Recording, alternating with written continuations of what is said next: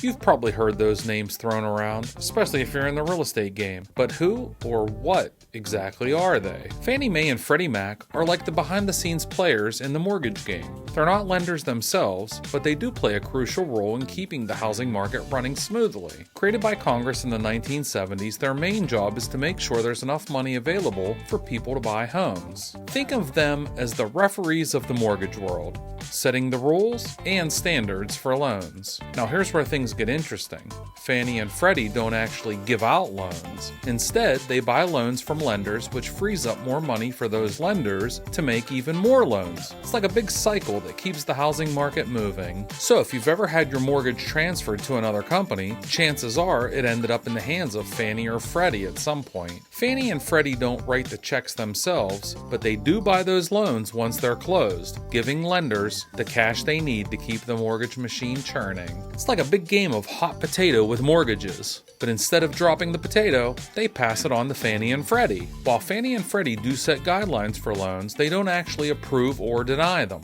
That's up to the lenders. But of course, lenders often follow their guidelines to ensure the loans to be sold to Fannie and Freddie later on. So next time you hear someone blame Fannie or Freddie for their loan rejection, remember, it's not quite that simple. So while they may not be government run, they're definitely not flying solo. How are they different? While Fannie and Freddie have similar missions, they do have their differences. Each has its own set of guidelines and automated underwriting systems.